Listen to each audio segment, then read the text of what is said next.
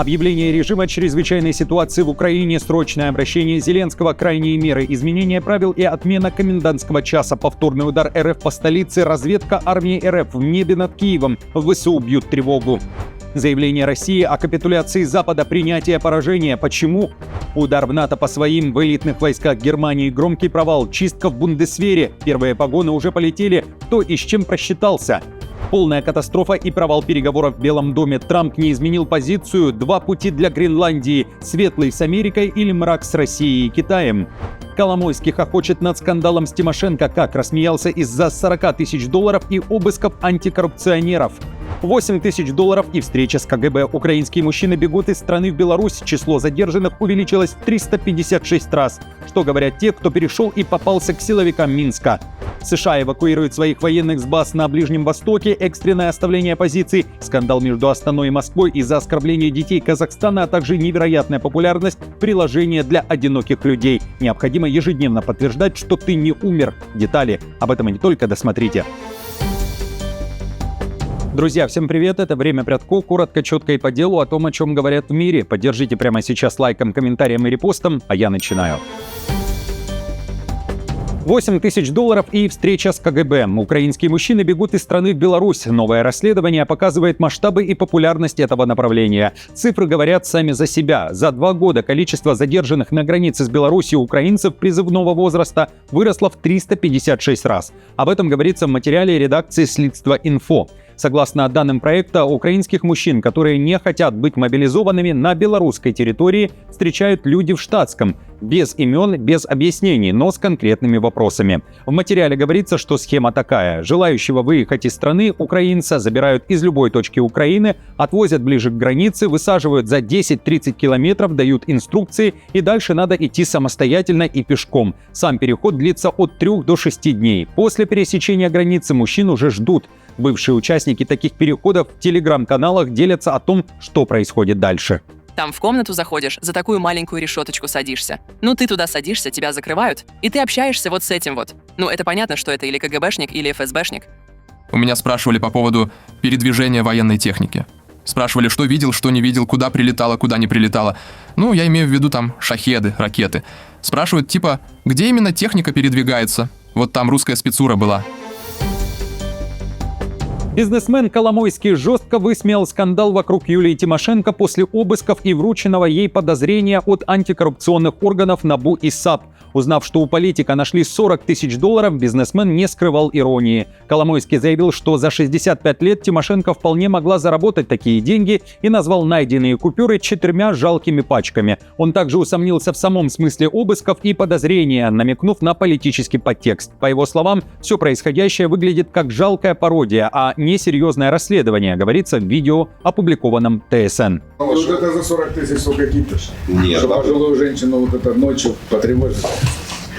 Вот это и все. Ну это просто жалкая пародия. Посмотрите, Юлия Владимировна, какие-то 4 жалкие пачки.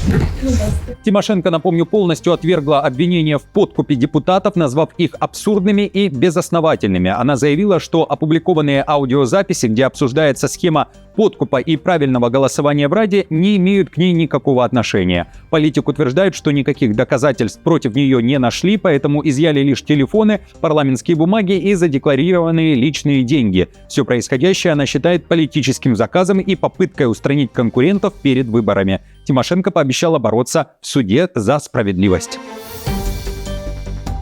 Железный занавес. США приостанавливают выдачу иммиграционных виз для граждан 75 стран, включая Россию, Иран, Сомали и Афганистан.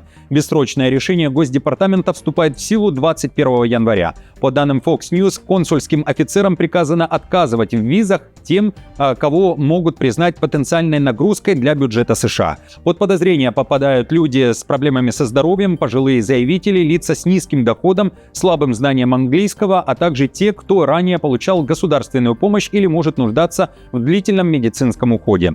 Исключения будут крайне редкими. В Госдепе заявляют, что цель не допустить въезда иностранцев, которые могут жить за счет американских налогоплательщиков. Государственный департамент будет использовать свои давние полномочия, чтобы признавать потенциальных иммигрантов, которые могут стать бременем для США, и злоупотреблять щедростью американского народа, недопустимыми для въезда. В РФ уже заявили, что США делают не совсем разумные шаги в последнее время и уточнили, что у Москвы нет причин на зеркальный ответ США. Слишком много не совсем разумных шагов сделали США за последнее время, поэтому они опасаются, не знают, от кого что можно ожидать. И идут на запреты. Вместо поиска решения вопросов идет постоянное нагнетание. Это неправильно. Россияне, которым очень нужно в Штаты, могут обращаться в консульство.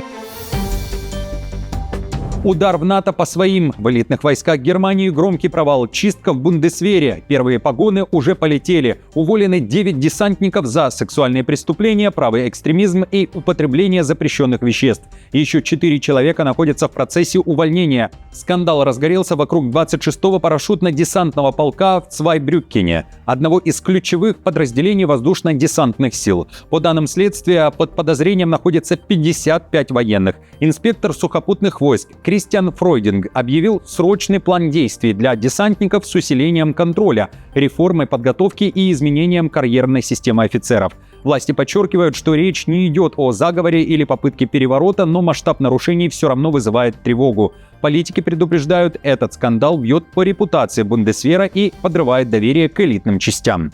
Мы не принимаем в Бундесвере ни сексуализированное насилие, ни экстремизм, ни злоупотребление наркотиками, ни дискриминацию. Солдаты, которые допускают подобное, не могут занимать руководящие должности в нашей армии. Европа ищет переговорщика с Путиным. ЕС боится остаться за бортом возможной сделки США и России и срочно хочет своего спецпосланника для диалога с Кремлем. Франция и Италия во главе с Макроном и Мелони продавливают идею отдельного представителя ЕС по Украине и контактам с Москвой, пишет Политика. В Брюсселе обсуждают кандидатуры главы европейской дипломатии Кая Каллас, бывшего премьера Италии Марио Драги и президента Финляндии Александра Стуба. Его называют политиком, который наладил дружеские отношения с Трампом во время игры в гольф, а его страна граничит с Россией и подвергалась гибридным кампаниям со стороны Кремля, говорится в публикации. По словам одного из дипломатов, если полагаться на действующего лидера, он может быть более свободным в своих высказываниях. Однако, добавил он, остается вопрос, когда именно стоит говорить с Путиным? Не создает ли это риск того, что такие контакты в какой-то мере легитимизируют его позиции? Кремль ждет запроса от Запада. Лавров уверяет, слова Макрона о необходимости говорить с Путиным пока лишь слова, и конкретных шагов еще не было. Кроме того, Россия отвергает прекращение огня. В МИД РФ считают, что Европа заинтересована не в мире, а в сохранении нынешней власти в Киеве и подготовке к войне против России. А когда, вот как господин Макрон, кто-то заявляет, я вот буду разговаривать, нам все равно придется с Путиным разговаривать, и вот я через несколько недель что-то там предложу. Но это несерьезно. Это работа на публику, работа, я даже не знаю, микрофонная дипломатия, мегафонная дипломатия, которая никогда ни к чему хорошему не приводила. Украина официально входит в режим чрезвычайной ситуации в энергетике. Зеленский признал, ситуация критическая, особенно в Киеве и области, где действуют жесткие сетевые ограничения. В столице продолжаются экстренные отключения. Люди могут оставаться без электричества до 10 часов в сутки, кто и больше. На фоне энергетического коллапса, вызванного ударами России, Украина готова частично отменить комендантский час в отдельных городах, чтобы облегчить жизнь населению во время кризиса, говорится в срочном заявлении Зеленского. Я поручил пересмотреть правила комендантского часа. На период чрезвычайной ситуации мы можем отменить комендантский час для части городов и общин, но там, где это позволяет ситуация с безопасностью.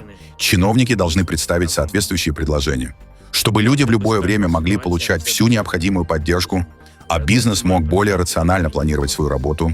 Повторный удар по столице готовит Россия. Киев уже предупредил, это произойдет в ближайшие дни. При этом мониторинговые каналы сообщают, 14 января войска России целый день готовились к атаке. ВСУ фиксируют беспрецедентную воздушную разведку над Киевом. Такого не было уже давно. Над городом и областью кружили разведдроны под прицелом ТЭЦ, ГЭС и ключевые объекты инфраструктуры. По данным аналитиков, Россия готова задействовать 800 воздушных целей, до 700 ударных дронов с разных направлений, до 30 комплексов «Искандер» у границы, 8 МиГов 31К с ракетами «Кинжал» и до 20 калибров с кораблей в Черном море.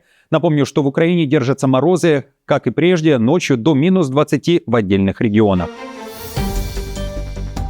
Провал переговоров. Дания и Гренландия не смогли убедить США отказаться от идеи захвата острова. В Вашингтоне министр иностранных дел Дании Расмуссен и глава МИД Гренландии Моцфельд встретились с вице-президентом США Венсом и госсекретарем Рубио. Переговоры были посвящены будущему Гренландии и ее безопасности. После встречи с командой Трампа министры прямо признали, американская позиция не изменилась. Президент США по-прежнему хочет получить Гренландию, несмотря на протесты Копенгагена и самих гренландцев. В Дании это называют недопустимым посягательством на суверенитет, а в Гренландии подчеркивают, мы не хотим быть чьей-то собственностью. Трамп же продолжает настаивать на своем, заявляя об угрозах со стороны России и Китая. В Дании заявили, что продолжат диалог с США, ведь хотят и дальше сотрудничать с американскими друзьями и союзниками, но при этом призвали Вашингтон уважать красные линии и напомнили, что Гренландия благодаря Дании является членом НАТО и, следовательно, подпадает под действие статьи номер 5. Нам не удалось изменить американскую позицию. Ясно, что у президента есть это желание завоевать Гренландию, и мы очень-очень ясно дали понять, что это не в интересах королевства. В Гренландии есть правительство, которое поддерживает 3/4 гренландского населения. Премьер-министр очень-очень ясно заявил вчера, что Гренландия на данный момент и в обозримом будущем останется в составе королевства Дания. От 500 до 700 миллиардов долларов может обойтись США покупка Гренландии, о которой в том числе говорит Трамп. Об этом сообщает телеканал NBC News. В то же время США предлагают Гренландии лишь два пути – с Америкой или Китаем и Россией. На официальном аккаунте Белого дома появилось такое фото. США изображены с чистым голубым небом, Китай и Россия как нечто мрачное и апокалиптическое. Отмечу, что Европа начинает переброску войск, Швеция направила в Гренландию своих военных на фоне напряжения, военную технику и передовой отряд военных направила и Дания, невероятная поддержка и от Норвегии. Это не шутка, но Министерство обороны отправило в Гренландию лишь 2 своих военных. В то же время в РФ считают, что Европа не пойдет против Трампа и Запад капитулирует, если США захватят остров. Так Медведев отреагировал на резкие заявления Макрона о беспрецедентном ответе Вашингтону. Ого, и что же они сделают? Похитят президента США? Ударят по Америке ядерной бомбой? Конечно, нет. Они просто обделаются и отдадут Гренландию. И это станет отличным европейским прецедентом. Все как на ладони. Белый дом получил спецдоклад об объектах и организациях в Иране, которые причастны к подавлению протестов в стране. В отчете организации «Объединенные против ядерного Ирана» говорится, что в центре репрессивной системы находится штаб Таралах, который управляет полицией и силовыми операциями в Тегеране. Город разделен на 4 зоны контроля, а по всем районам размещены 23 базы военизированной милиции «Басидж», главного инструмента разгонов. Пока Белый дом рассматривает свои варианты и оценивает инфраструктуру, возглавляющую насилие режима, риторика Трампа достигла лихорадочного накала, предупреждая аятолл, что они играют в очень опасную игру. Удар США по Ирану и Ирана по американским базам неизбежен. Отчет пошел. Вечером 14 января появились первые сообщения, что это лишь дело времени, и масштабную атаку мир увидит совсем скоро. Стратегия США – держать всех в напряжении и не раскрывать точного времени атаки, пишут западные агентства. При этом США и Великобритания накануне начали срочный вывод части своих военных с баз в регионе, готовясь к возможному удару Тегерана. Закрываются и посольства. Катар уже подтвердил сокращение персонала на крупнейшей американской базе Аль-Удейд, а источники говорят, эвакуация идет из-за угрозы прямого столкновения с Ираном. Тегеран предупредил соседние страны, если США нанесут удар, иранские ракеты полетят по американским базам в других странах. Все сигналы указывают на то, что атака США неизбежна, но это также типичный стиль поведения этой администрации – держать всех в напряжении. Непредсказуемость – часть стратегии, заявил в среду западный военный чиновник агентству Reuters. 2 европейских чиновника сообщили, что военное вмешательство США может произойти в течение ближайших 24 часов.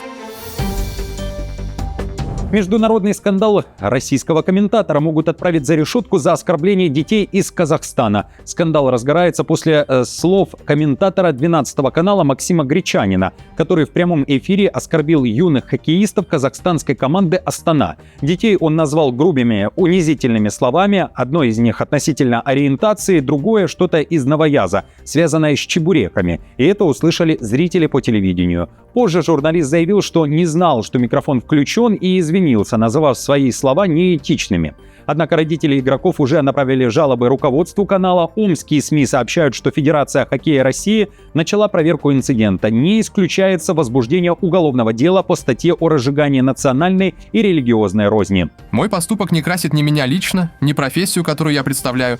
Спортивный комментатор должен делать матч интересным, захватывающим и ярким за счет своей работы и своих эмоций, передаваемых зрителю.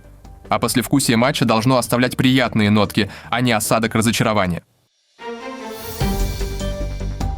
И напоследок о странном, но популярном. В Китае вирусно взлетело приложение с пугающим названием «Ты мертв?» или же «Ты умер?». Оно создано для людей, которые живут в одиночестве. Каждый день пользователь должен нажать кнопку и подтвердить, что с ним все в порядке. Если человек не заходит в приложение 2 дня подряд, то программа сама отправляет сообщение заранее выбранному близкому человеку, например, родственнику или другу, чтобы тот проверил, все ли в порядке. Разработчики называют программу инструментом безопасности, но на фоне того, что в Китае до 200 миллионов человек живут в одиночестве, такая популярность приложения выглядит тревожно. После взрывного успеха и резкого роста скачивания разработчики сделали это приложение платным и переименовали его в Демуму для выхода на мировой рынок.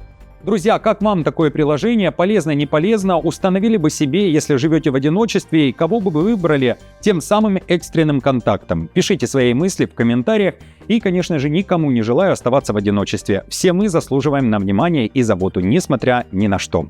Я говорю вам спасибо за просмотр и что каждый день со мной. Хорошего дня. Не забудьте поддержать меня лайком, подпиской, комментарием. До встречи уже завтра.